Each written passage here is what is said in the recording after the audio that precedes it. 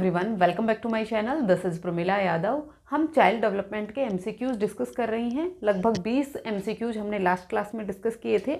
आगे हम आज एमसीक्यूज डिस्कस करेंगे। नेक्स्ट, आज का पहला सवाल है, which of the following statement about principle of development is incorrect, यानी आपसे गलत पूछा है।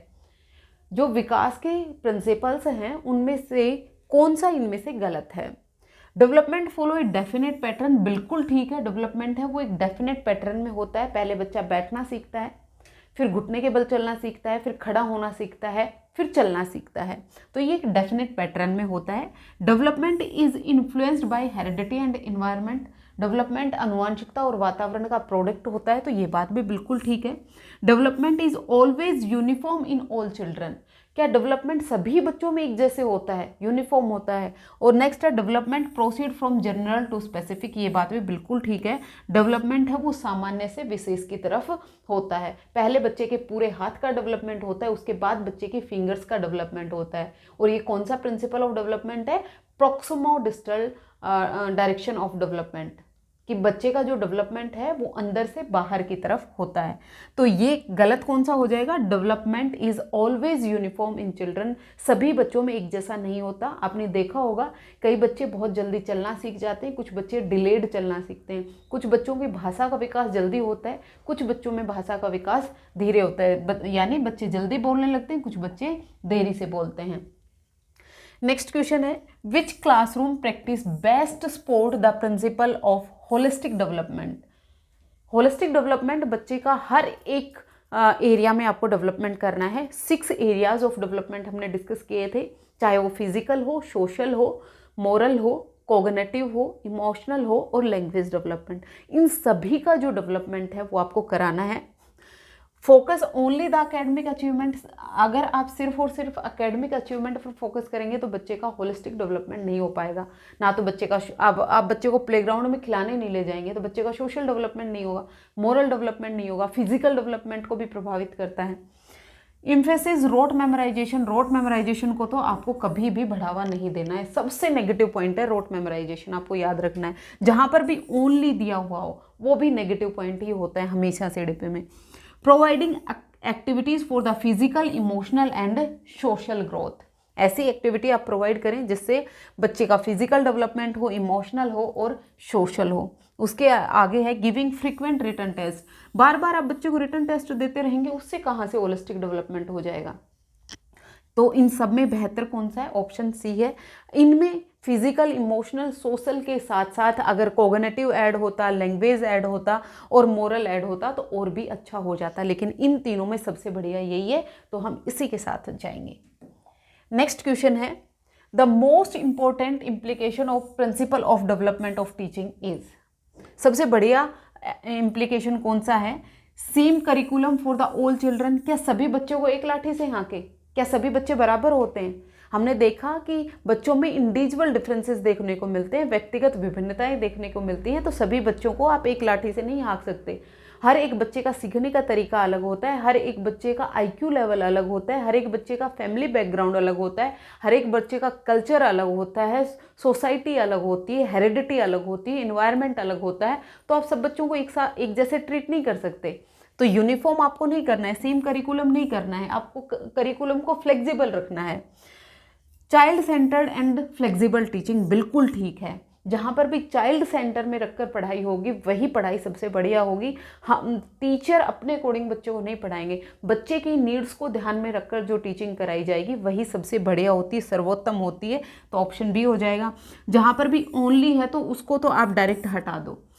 फास्टर सिलेबस कंप्लीशन, आपको सिलेबस कंप्लीट कराना कहाँ से प्रिंसिपल ऑफ डेवलपमेंट को फॉलो करेगा। नेक्स्ट है, which factor can a teacher influence most directly in the child development, एक टीचर का कौन सा फैक्टर है जो बच्चे के विकास में प्रभावित करेगा। हेरिडिटी में टीचर का कोई रोल नहीं होता, एज में टीचर का कोई रोल नहीं होता, लर्निंग इन्वायरमेंट टीचर बच्चे को प्रोवाइड करता है, मैच्योरेशन में भी टीचर का कोई रोल नहीं होता। देखिए ये जो तीनों ऑप्शन है ना, हेरिडिटी, एज और मैच्योरेशन, ये तीनों बच्चे की इंडिविजुअल खुद पर बेस्ड होती हैं, टीचर का इसमें कोई रोल नहीं होता। लर्निंग इन्वायरमेंट टीचर देता है, टीचर किस तरह से बच्चे को पढ़ा रहा है, बच्चे की नीड्स को ध्यान में रख रहा है या नहीं रख रहा है, किस तरह के टीचिंग लर्निंग मटेरियल का यूज कर रहा है, कौन से टीचिंग मेथड का यूज कर रहा है, ग्रुप एक्टिविटी करवा रहा है या नहीं करवा रहा है, ये सब चीज़ें टीचर से रिलेटेड होती हैं। तो लर्निंग एनवायरनमेंट टीचर देगा, इसीलिए इसका ऑप्शन सी सही हो जाएगा।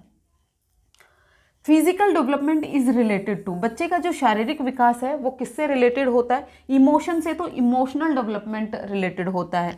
लैंग्वेज स्किल लैंग्वेज डेवलपमेंट में आती हैं, सोशल रिलेशन सोशल डेवलपमेंट में आते हैं। तो रह क्या गया, growth of body, height, weight and the muscles, यानी जो फिजिकल डेवलपमेंट है वो क्या होता है, ग्रोथ होती है, डायरेक्टली वृद्धि होती है। ये क्या होती है, वृद्धि होती है, लिमिटेड होती है। और ये कहाँ तक लिमिटेड होती है, मैच्योरिटी तक। कहाँ तक, मैच्योरिटी तक लिमिटेड होती है। और फिजिकल डेवलपमेंट में हम दो तरह का डेवलपमेंट पढ़ते हैं, कौन कौन सा, ग्रोस मोटर स्किल्स का डेवलपमेंट और फाइन मोटर स्किल्स का डेवलपमेंट। ग्रोस मोटर स्किल में आपकी लार्जर मसल्स इन्वॉल्व होती हैं और फाइन मोटर डेवलपमेंट में आपकी स्मॉलर मसल्स इन्वॉल्व होती हैं। जैसे ग्रोस में क्या क्या आ जाएगा, आपका चलना हो गया, दौड़ना हो गया, कूदना हो गया, तैरना हो गया, स्विम करना हो गया।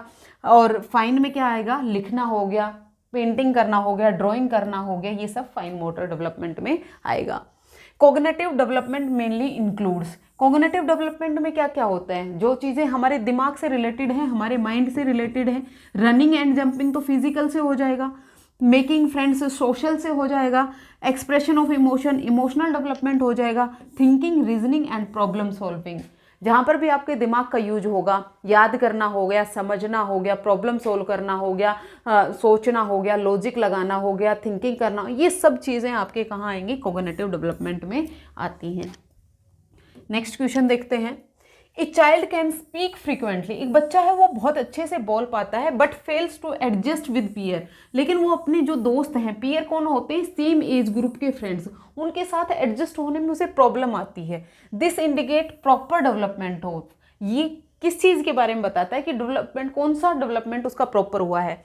क्या लैंग्वेज डेवलपमेंट प्रॉपर हुआ है बट नॉट सोशल डेवलपमेंट, बच्चे का सोशल डेवलपमेंट नहीं हुआ, सोशल बढ़िया हुआ है लेकिन इमोशनल नहीं हुआ, कोग्निटिव हुआ है लेकिन फिजिकल नहीं हुआ, मोरल हुआ है लेकिन सोशल नहीं हुआ। देखिए, कैन स्पीक्स फ्रीक्वेंटली, स्पीक करना कहाँ आएगा, लैंग्वेज डेवलपमेंट में आएगा, मतलब बच्चे का लैंग्वेज डेवलपमेंट तो अच्छा हुआ है लेकिन वो अपनी सोसाइटी, अपने जो फ्रेंड्स हैं उसके साथ एडजस्ट नहीं हो पा रहा। एडजस्टमेंट की प्रॉब्लम कहाँ आती है, सोशल डेवलपमेंट में आती है। तो उसका सोशल डेवलपमेंट अच्छा नहीं हुआ, उसका लैंग्वेज डेवलपमेंट तो अच्छा हो गया। नेक्स्ट है, विच situation best represent the interaction between the physical and cognitive development.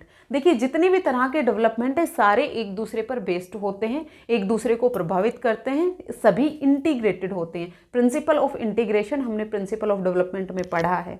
अगर आपको ये जो एमसीक्यूज मैं करवा रही हूँ, अगर आपको थ्योरी में कोई डाउट हो तो आप थ्योरी भी देख सकते हैं। सीडीपी बाय प्रमिला यादव में यूपी टेट 2026 के नाम से मैंने प्लेलिस्ट बनाई है, जिसमें जो थ्योरी है वो हम डिटेल में डिस्कस कर रहे हैं। तो इनमें से कौन सी सिचुएशन है वो रिप्रेजेंट करेगी फिजिकल और कोग्निटिव डेवलपमेंट के बीच में इंटरेक्शन को। Child learns values by observing other. देखिए, जो बच्चा वैल्यूज सीख रहा है ना, तो ये मोरल डेवलपमेंट में आएगा। वैल्यूज सीखना, इथिक्स सीखना, सही और गलत के बीच में डिफरेंस कर पाना, ये मोरल डेवलपमेंट होता है। Child poor health affect concentration in class. बच्चे की जो हेल्थ है वो ज़्यादा अच्छी नहीं है तो बच्चा क्लास में भी कंसंट्रेशन के साथ नहीं पढ़ पाएगा।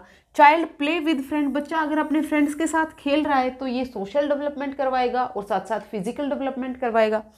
Child learn new words easily, बच्चा नए वर्ड्स अच्छे से इजीली सीख लेता है तो ये लैंग्वेज डेवलपमेंट आएगा। तो ऑप्शन बी आ जाएगा कि बच्चे की जो पुअर हेल्थ है, बच्चे को कोई बीमारी है या फिर उसकी तबीयत उसे ठीक नहीं लग रही, उसके वो प्रभावित कर रहा है बच्चे की सीखने की क्षमता को, क्लास में वो कंसंट्रेशन नहीं कर पा रहा है।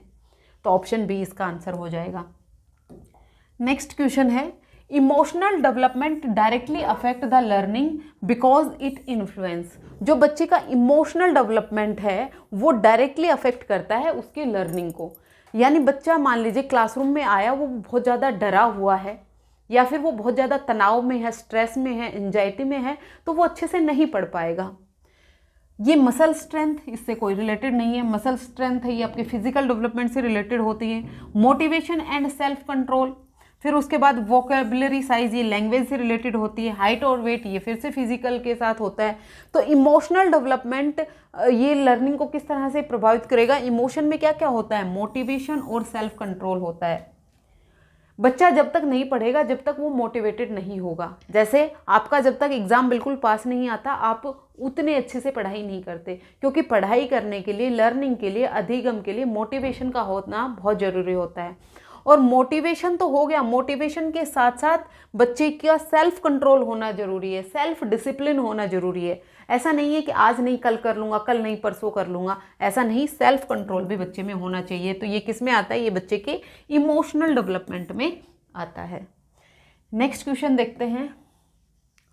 A child learn new concept faster after improving nutrition and health. बच्चे की न्यूट्रिशन को बढ़ाया, बच्चे को अच्छे न्यूट्रिशन दिए गए, उसकी हेल्थ में इम्प्रूवमेंट किया गया, तो उसका प्रभाव क्या हुआ कि बच्चा बहुत अच्छे से सीखने लगा।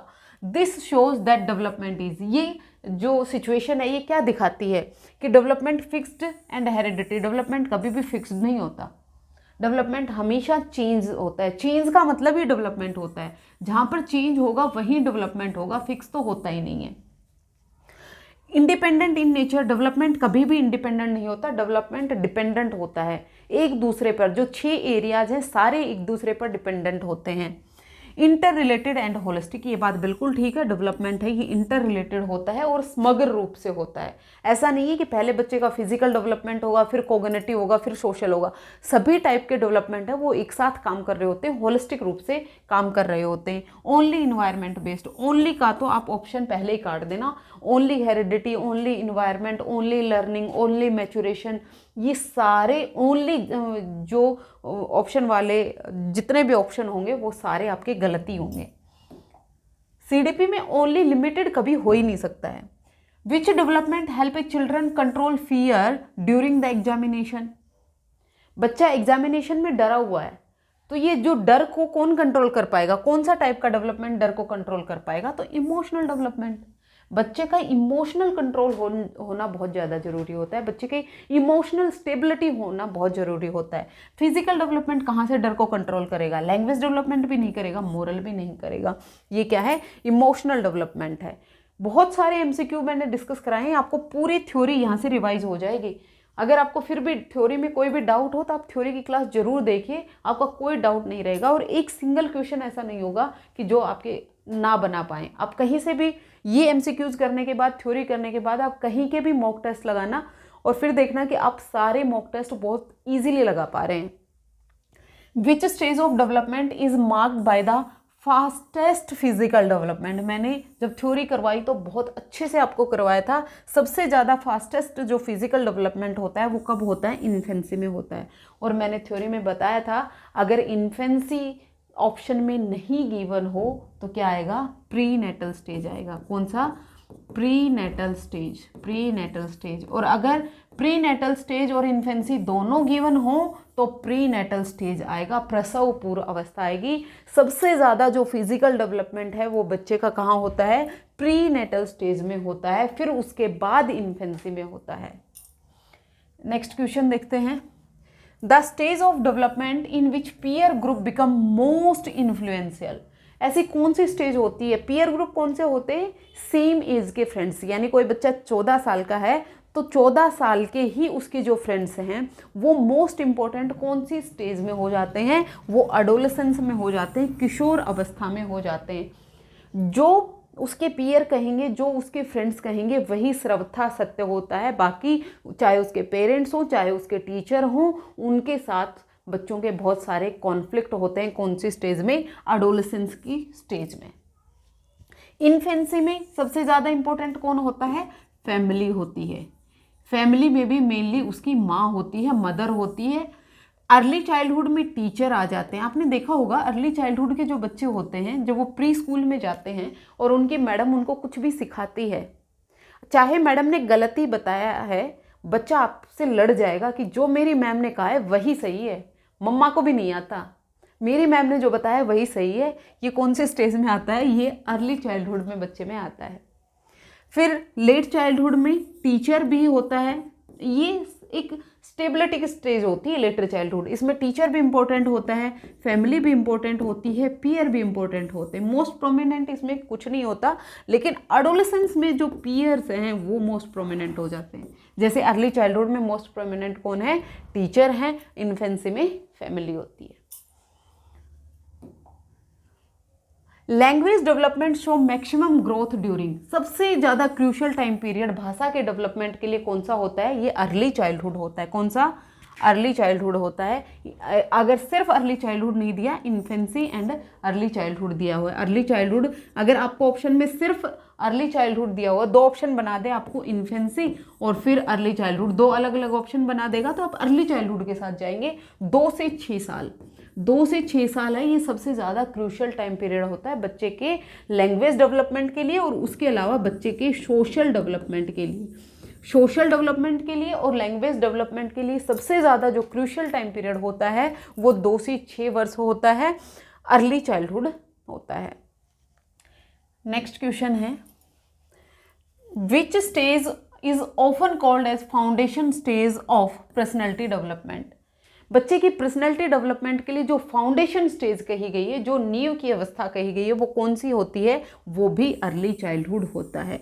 जिस तरह की पर्सनैलिटी बच्चे ने अर्ली चाइल्डहुड में शेप कर ली, वही सारी उम्र रहने वाली है। इसीलिए अर्ली चाइल्डहुड को बहुत ज़्यादा सेंसिटिव टाइम पीरियड कहा गया है। यहाँ पर बच्चे की किस तरह की भाषा का आपने डेवलपमेंट करवाना है, किस तरह की वैल्यूज़ आपने बच्चों में डालनी है, किस तरह की आपने बच्चे में ये इमोशंस डालने हैं, ये सारी चीज़ें फाउंडेशन का काम करता है अर्ली चाइल्डहुड। 2 से 6 वर्ष, कई जगह आपको 2 से 7 वर्ष भी देखने को मिलेगा, इतना चलता है, आप ऑप्शन के अकॉर्डिंग देख लीजिएगा। अर्ली चाइल्डहुड बहुत ज़्यादा सेंसिटिव टाइम पीरियड होता है। अभी मैंने बताया सोशल डेवलपमेंट के लिए और लैंग्वेज डेवलपमेंट के लिए तो बहुत ही ज़्यादा क्रूशियल टाइम पीरियड होता है, और दूसरा कोग्निटिव डेवलपमेंट के लिए भी, कोग्निटिव डेवलपमेंट के लिए भी बहुत ज़्यादा क्रूशियल है, क्योंकि 6 साल की उम्र तक लगभग 90% बच्चे का माइंड का डेवलपमेंट हो चुका होता है।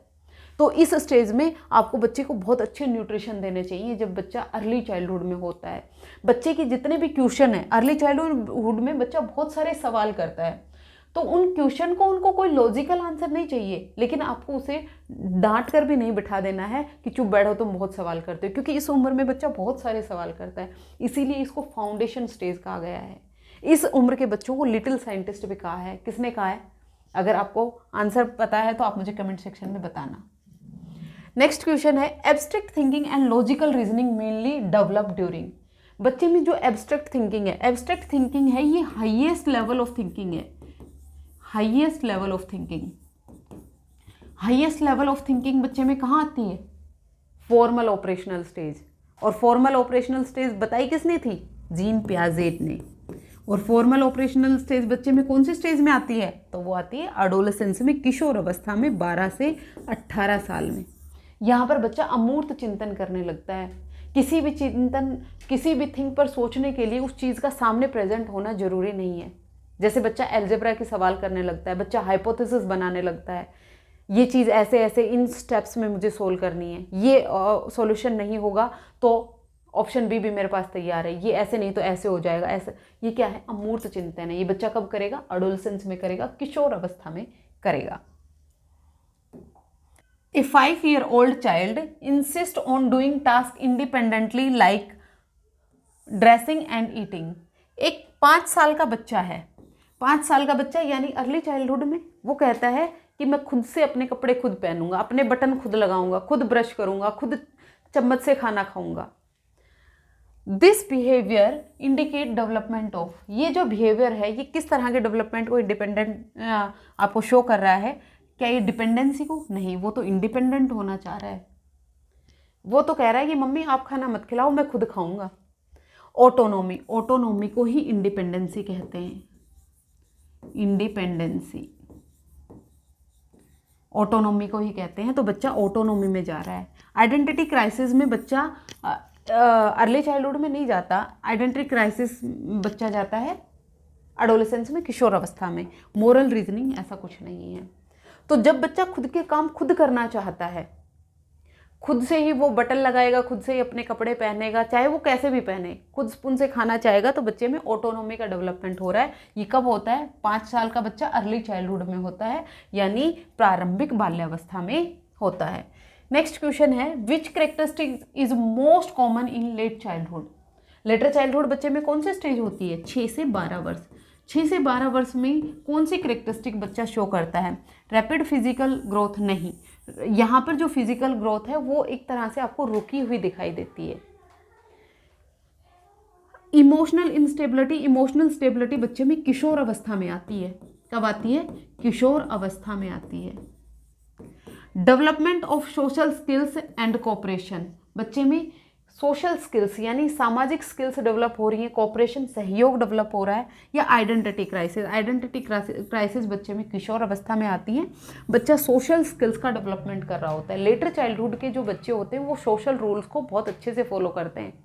जो रूल्स बना दिए गए उनको जस्ट कॉपी पेस्ट करना है। रूल्स भी कोई चेंज पॉसिबल ही नहीं है, जो रूल्स बना दिए आपको उन्हीं को फॉलो करना है। तो होपफुली आपको ये MCQs हेल्पफुल लगे होंगे। अगर आपको क्लास पसंद आती है आप लाइक, शेयर एंड सब्सक्राइब कीजिएगा। कमेंट करके ज़रूर बताइएगा। कोई डाउट हो तो वो भी आप कमेंट सेक्शन में बता सकते हैं। आज के लिए इतना ही। नेक्स्ट MCQs हम आने वाले क्लास में डिस्कस करेंगे।